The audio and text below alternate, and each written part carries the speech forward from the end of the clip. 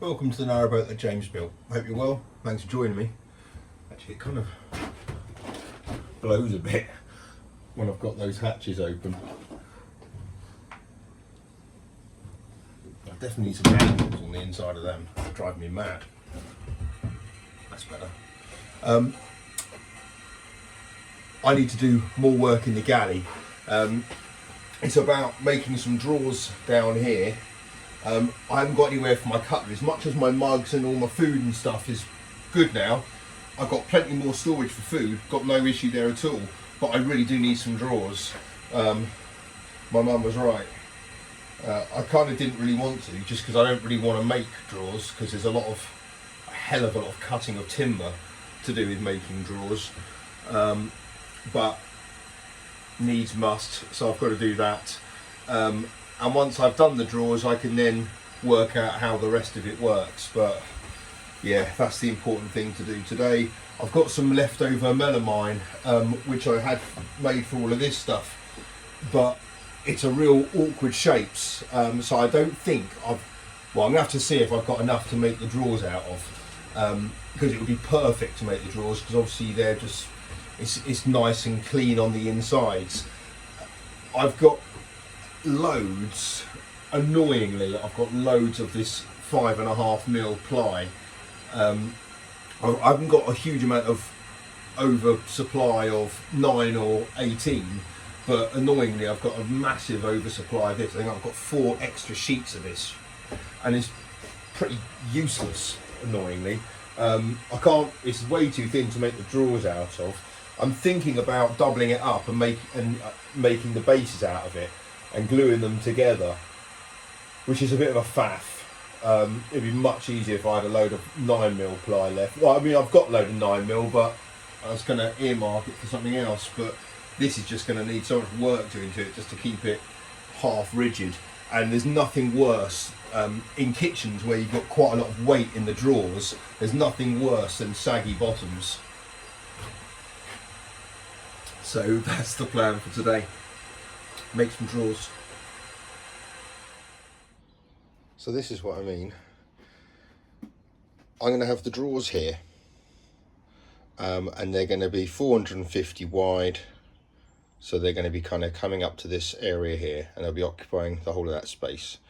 They're going to be need to be supported on this side by a piece of wood, and that is going to need to be supported here at the front. So what I was thinking is getting one of those big chunky pine bedposts and putting it up there between that point there and that point there.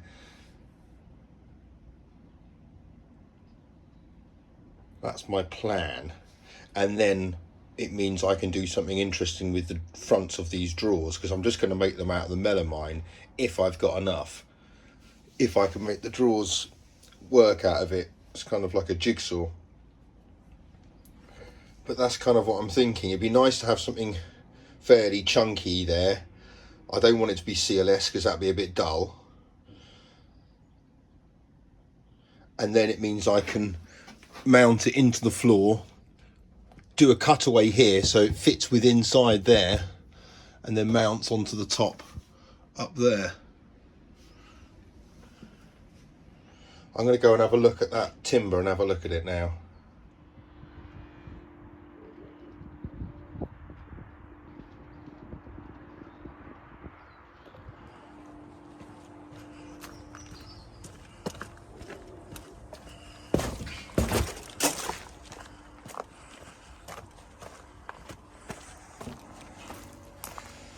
Yeah, this is what I was talking about. Maybe taking one of them off.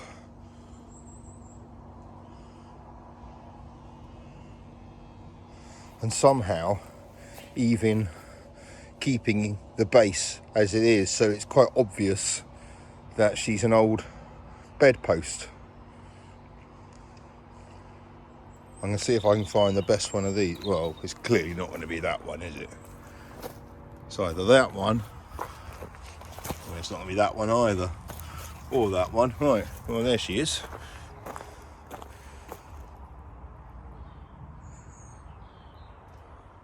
Or imagine if that if the top was resting on that. That'd be equally as nice.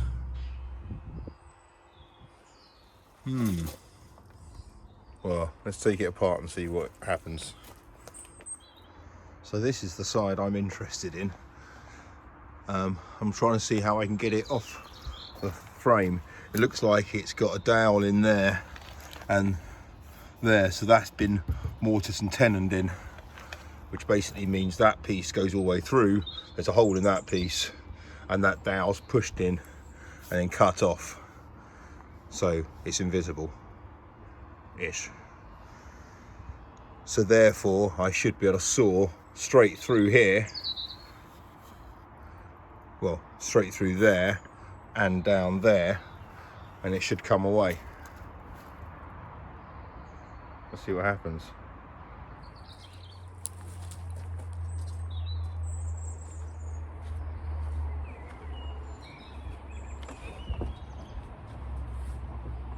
Yeah, this looks like the best one. So I'm hoping just to cut through this.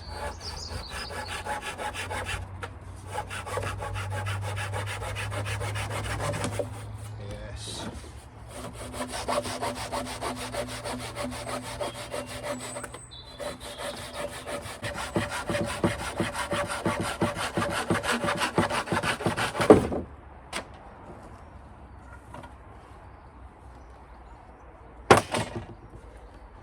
That'll do nicely.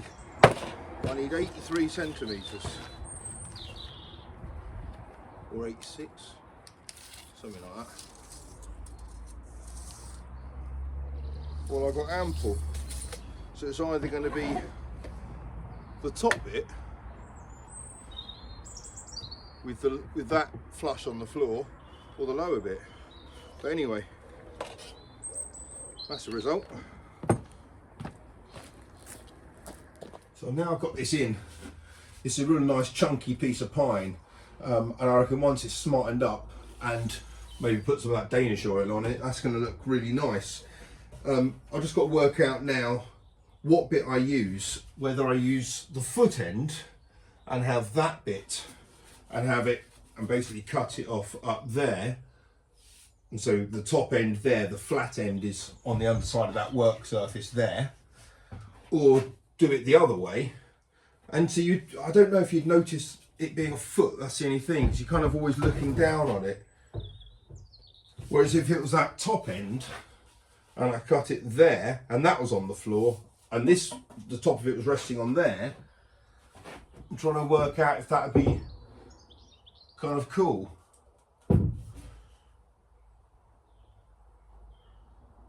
Truth is, I just don't know.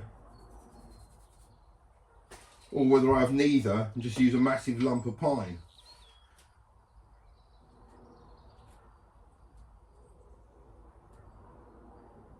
No, I think I should use the foot, because I need something to fix it to up the top end here, and as much as that's quite decorative, I think it might not look right. So if I use the foot, I can use this on something else. But anyway, so I need to cut it up to there. So this is the post I'm using, and this is the offcut of the post. Don't know what I'll do with that. So it's going to sit in there like that, and the worktops are going to rest on there. And I'm hoping I might be able to see the foot and make a bit of a feature of it. But what I need to do is take out this chunk here at the top, because I need to make room for the clamp which clamps the worktop, well, the hobs to the worktop. So as I've only got one of these to do, just one bespoke cut, I'm using the multi-tool with the plunge blade on it.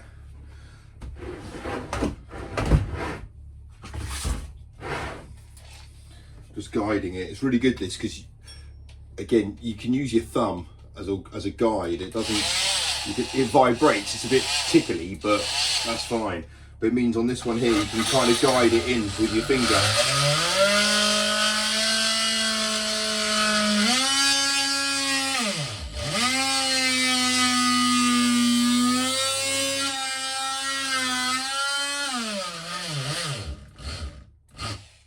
these are bow blades as well. They've got markings on them, so you know how far in you've got to go. So I know I've got to go up to 3 centimetres.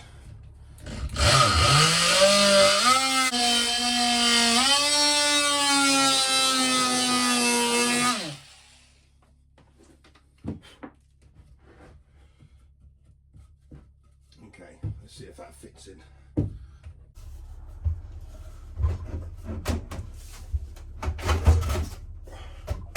I wanted it to be a pretty tight fit. So there's the key fob for that. So I need to clear that.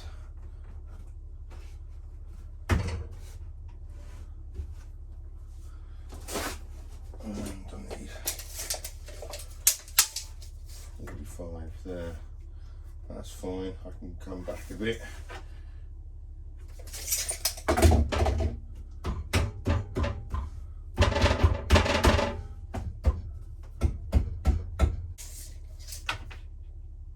Yeah, it can even come back a bit further, but the idea is I can fix my shelves into there and they'll come up to about that line there. So the idea is you get to see some of that and it just looks like a bedpost as opposed to just a bit of timber. Right,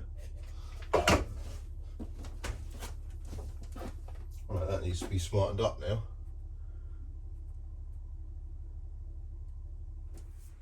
Right, so what I'm going to need to do here, now I've tidied up this, is for the shelves to go in, for the drawers to go in, I'm going to make shelves.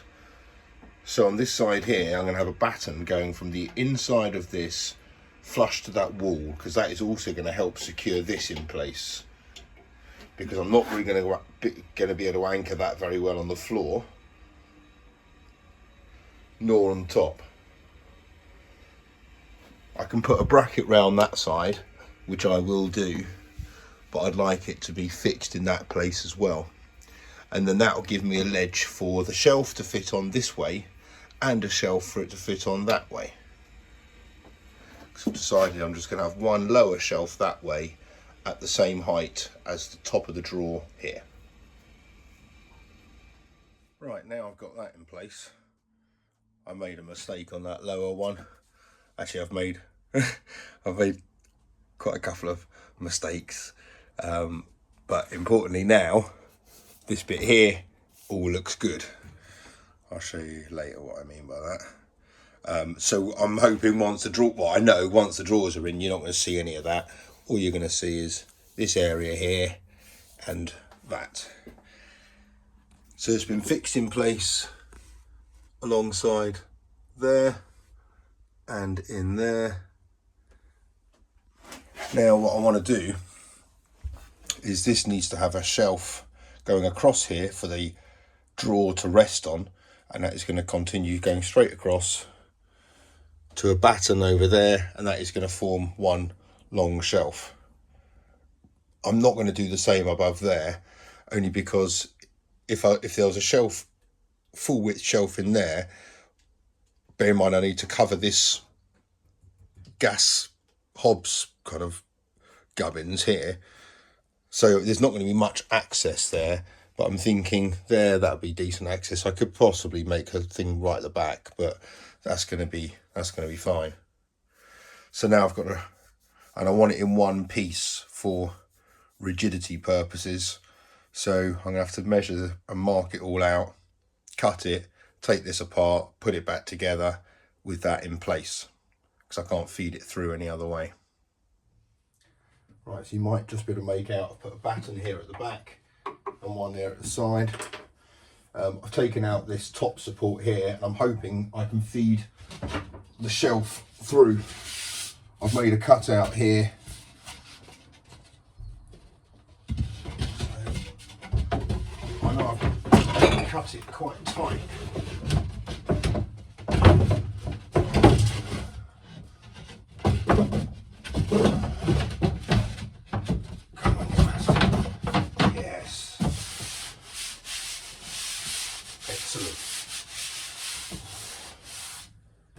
Perfect.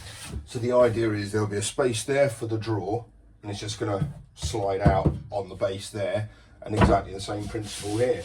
Drawer's just going to slide out from there, and I'll put that runner back into there, and another board across to there, but as I said, not all the way across, just to there now.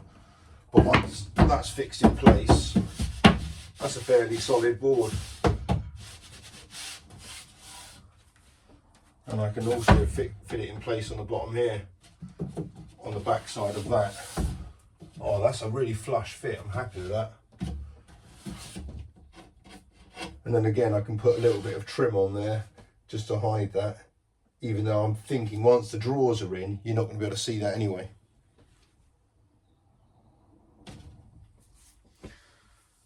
Sweet. Right, let's get that put in place. So this is the support for the second drawer. I've had to make a little cutaway just so it fits in. Again, it's a nice straight true line along there. So I'm just going to get that put in place.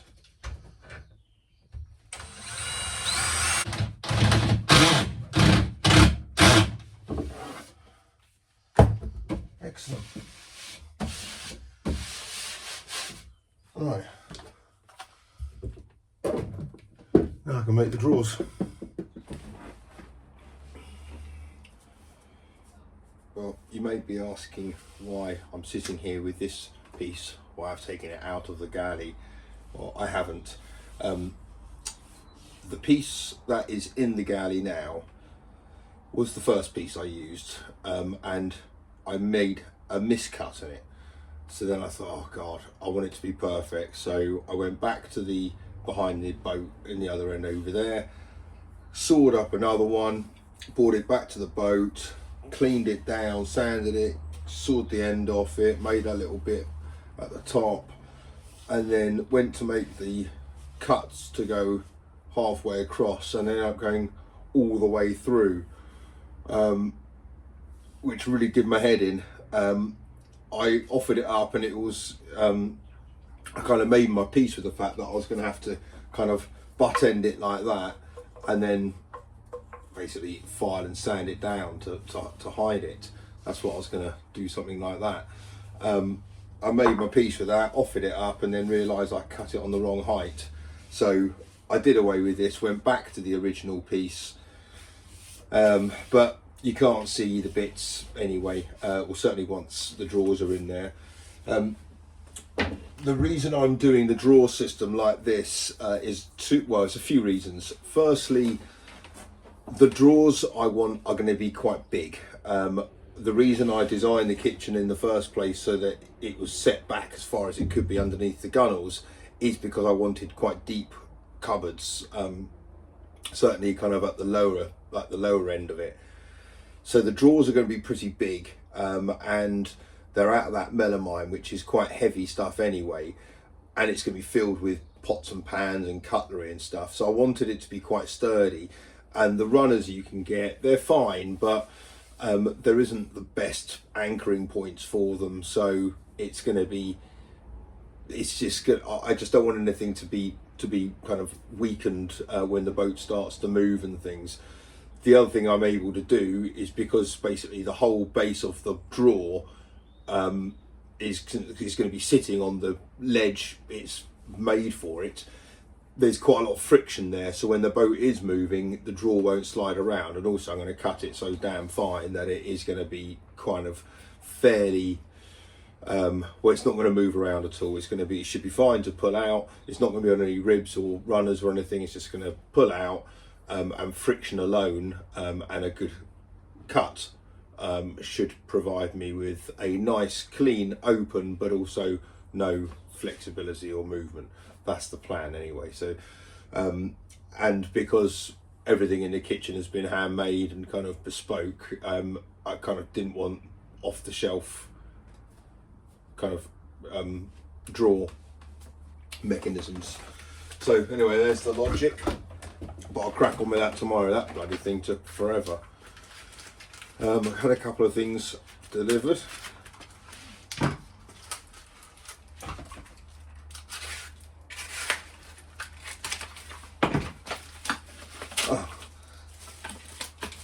toasting fork. Fantastic. Cool. Excellent. I'll be able to do loads of things with that. Thank you to whoever that was.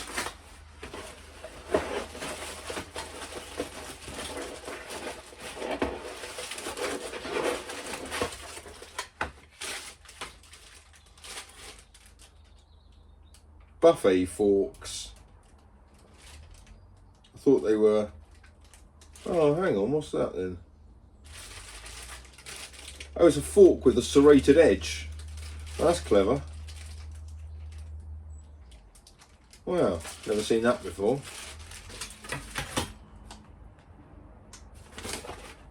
There's no note with that one. That's just a delivery note. Well, thank you to whoever got me those. That's very kind. That toasting fork's going to come right in handy. Brilliant. Right, well, over the next few days there's still quite a lot to do. I need to obviously make the drawers. That is a bit of a rigmarole, but need to do that. I need to make a battery box. I need to do the storage lockers in the bow and lower that thing somehow. I want to start working on the fireplace surround. So yeah, there's still shed loads to crack on with. Anyway, until next time, hope you're well. Bye bye.